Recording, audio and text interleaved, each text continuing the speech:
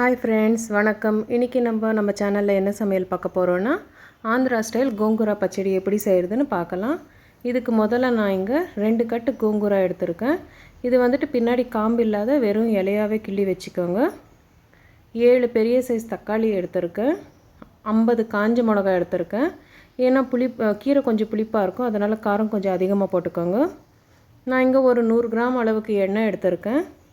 கொஞ்சமாக பெருங்காயம், 1/4 டீஸ்பூனோட கம்மியாக வெந்தயம், தாளிச்சிக்கிறதுக்கு உளுந்தம்பருப்பு, சீரகம், கடுகு, 2 பெரிய பல் பூண்டு உரித்து நசுக்கி வச்சுருக்கேன் 1-2.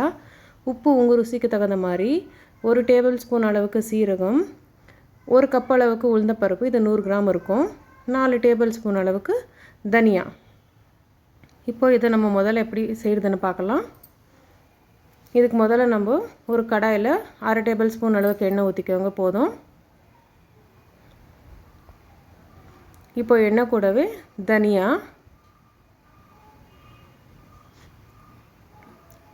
சீரகம், காஞ்ச மிளகாய் இது எல்லாமே போட்டுட்டு நல்லா வறுத்துக்கோங்க ஃப்ரெண்ட்ஸ். தீரத்துக்கு விடாதீங்க, நல்லா வாசம் வர வரைக்கும், கலர் சேஞ்ச் ஆகி வர வரைக்கும் வறுத்துக்கோங்க ஃப்ரெண்ட்ஸ். தீஞ்சிட்டால் நல்லா இருக்காது.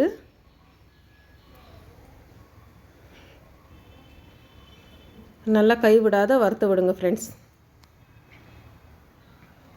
இப்போ இந்த அளவுக்கு கலர் சேஞ்ச் ஆனதுக்கப்புறமா எடுத்து செப்பரேட்டாக ஒரு தட்டில் போட்டுக்கோங்க. மறுபடியும் ஒரு 1/2 டேபிள் ஸ்பூன் எண்ணெய் ஊற்றிட்டு நம்ம எடுத்து வச்சுருக்க உளுந்தம்பருப்பு அதிலே போட்டுக்கோங்க. உளுந்தம்பருப்பு அதிலே போட்டு நல்லா வறுத்துக்கோங்க ஃப்ரெண்ட்ஸ்.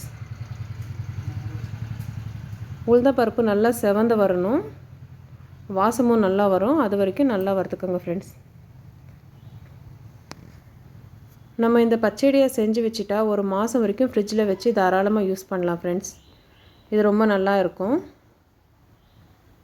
நல்லா கைவிடாத உளுந்தம்பருப்பு வறுத்து கொடுங்க.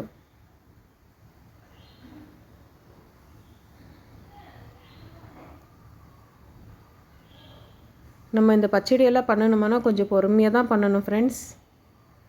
ஏன்னா அவசரத்தில் பண்ணணுமானா இது ஆகாது. கொஞ்சம் பொறுமையாக நிதானமாக செஞ்சால் நல்லாயிருக்கும்.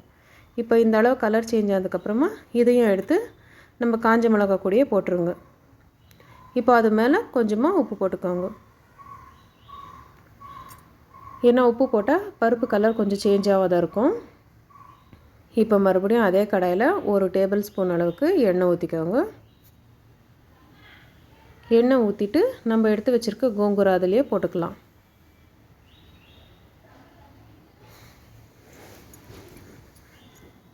நீங்கள் நினைக்கலாம் ஃப்ரெண்ட்ஸ், என்னடா கோங்கூரா 2 கட்டுனா ரொம்ப அதிகமாகிடுமான்னுட்டு. கிடையவே கிடையாது. நம்ம எண்ணெயில் வதக்க வதக்க கோங்கூரா ரொம்ப கம்மியாகிடும், ரொம்ப கொஞ்சமாகிடும்.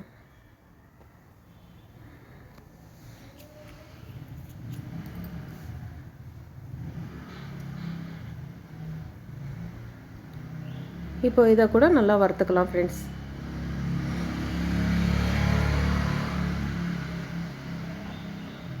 நம்ம கோங்கூரா வாங்கும் போது கொஞ்சம் சிகப்பு தண்டாக இருக்கிற கீரையாக பார்த்து வாங்குங்க ஃப்ரெண்ட்ஸ். இந்த மாதிரி சிகப்பாக இருக்கணும் தண்டு. ஏன்னா வெள்ளை தண்டாக இருந்துச்சுன்னா அவ்வளோ டேஸ்ட் இருக்காது, கீரை நல்லா இருக்காது. இந்த மாதிரி சிகப்பு தண்டாக நல்லா முத்தி இருக்கிற கீரையாக பார்த்து வாங்குங்க. நல்லா கைவிடாத வறுத்து கொடுங்க ஃப்ரெண்ட்ஸ்.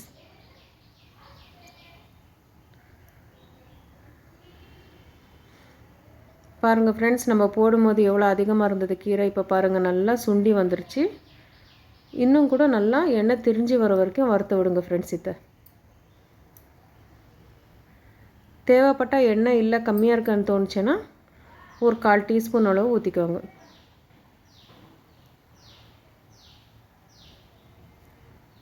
நல்லா வதங்கி வரணும், அது எண்ணெயிலே வதங்கி வரணும் ஃப்ரெண்ட்ஸ்.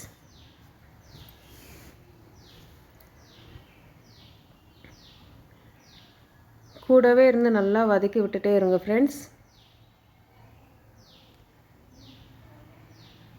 ஏன்னா தீஞ்சிட்டா நல்லா இருக்காது.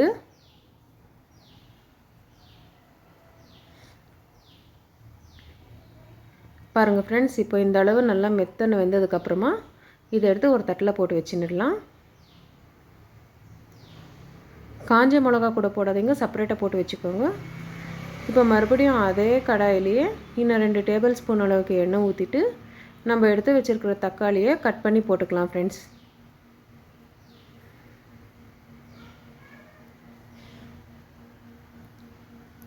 தக்காளியும் போட்டுட்டு தக்காளி நல்லா வதங்கி வரணும் ஃப்ரெண்ட்ஸ். இப்போ தக்காளி கூடவே ஒரு 1/4 டீஸ்பூன் அளவுக்கு மஞ்சள் தூள் சேர்த்துக்கலாம் நம்ம.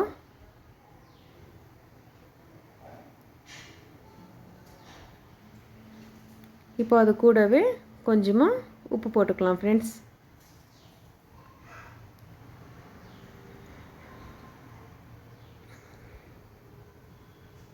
இப்போ தக்காளி நல்லா வதங்கி வரட்டும் ஃப்ரெண்ட்ஸ்.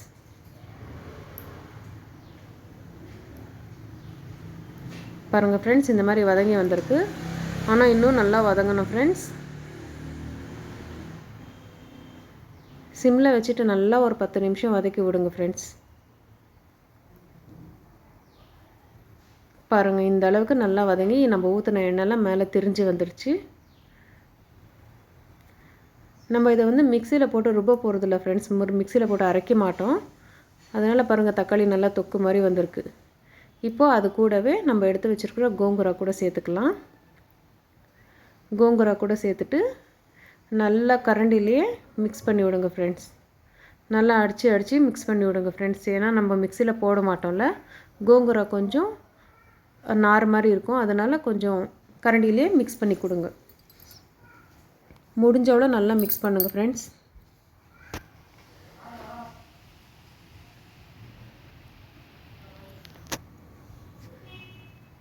நீங்கள் இது வெளியில் வச்சிங்கன்னா உங்களுக்கு 4லேருந்து 5 நாள் மட்டும்தான் ஃப்ரெண்ட்ஸ் நல்லாயிருக்கும். நீங்கள் ஃப்ரிட்ஜில் வச்சிங்கன்னா 1 மாதம் வரைக்கும் வச்சு தாராளமாக யூஸ் பண்ணிக்கலாம். இதை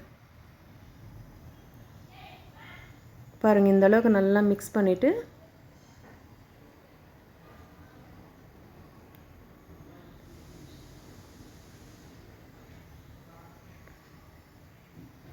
இருக்கட்டும், இது இருக்கட்டும். இப்போ நம்ம ட்ரை ரோஸ்ட் பண்ணது எல்லாமே மிக்சியில் போட்டு அரைச்சிக்கலாம் ஃப்ரெண்ட்ஸ்.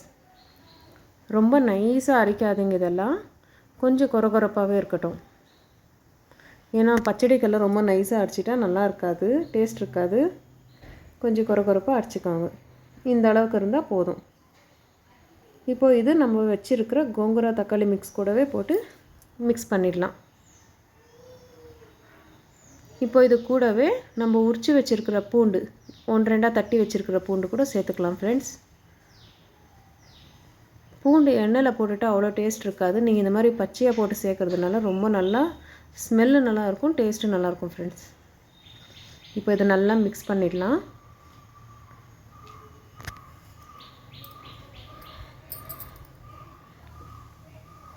இந்த மாதிரி பச்சடியெல்லாம் பண்ணணுமானா கொஞ்சம் பொறுமையாக தான் ஃப்ரெண்ட்ஸ் பண்ணணும். இப்போ நம்ம இதை தாளிச்சிக்கலாம். தாளிக்கிறதுக்கு ஒரு 4 டேபிள் ஸ்பூன் அளவு எண்ணெய் ஊற்றி வச்சுருக்கேன். எண்ணெய் கொஞ்சம் நல்லா காயட்டும் ஃப்ரெண்ட்ஸ். ஏன்னா எண்ணெய் சூடாகலைன்னா பச்சடி கெட்டுரும் சீக்கிரமாக.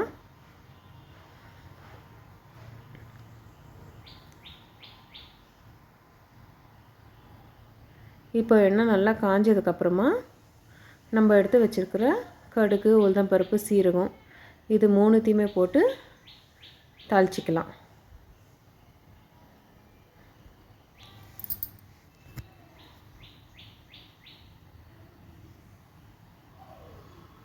கடுகெல்லாம் நல்லா கொஞ்சம் பொரியட்டும் ஃப்ரெண்ட்ஸ், இல்லாட்டி கசக்கும். கொஞ்சம் நல்லா பொரிஞ்சு வரட்டும்.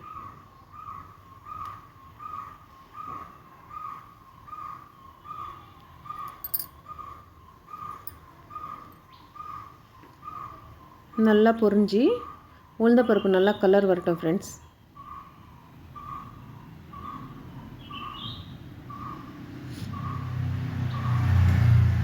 இந்த அளவுக்கு உளுந்தப்பருப்பு கலர் வந்ததுக்கப்புறமா ஒரு 1/4 டீஸ்பூன் அளவுக்கு பெருங்காயத்தூள் போட்டுக்கலாம். நம்ம இந்த மாதிரி பச்சடி, ஊறுகாய் இது பண்ணாலும் அதில் கொஞ்சம் பெருங்காயத்தூள் சேர்த்தோம்னா அது ஸ்மெல் நல்லா வரும் ஃப்ரெண்ட்ஸ், வாசம் நல்லாயிருக்கும். இப்போ இந்த தாளிச்சிருக்கிறத எடுத்து நம்ம மிக்ஸ் பண்ணி வச்சுருக்கிற மிக்ஸ் கூட போட்டுடலாம், கோங்குரா பச்சடி கூட. இப்போ இதை நல்லா மிக்ஸ் பண்ணி விடுங்க ஃப்ரெண்ட்ஸ்.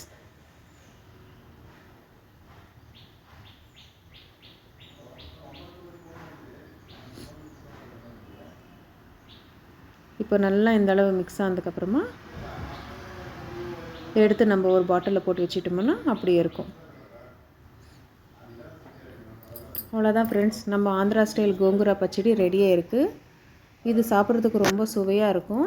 நீங்களும் இந்த ரெசிபியை உங்கள் வீட்டில் ட்ரை பண்ணி பாருங்கள் ஃப்ரெண்ட்ஸ். இதே மாதிரி நம்ம சேனலை பார்த்துட்ருங்க. சப்ஸ்கிரைப் பண்ணுங்கள் ஃப்ரெண்ட்ஸ், மறக்காத சப்போர்ட் பண்ணுங்கள். இதே மாதிரி ரொம்ப நன்றி ஃப்ரெண்ட்ஸ்.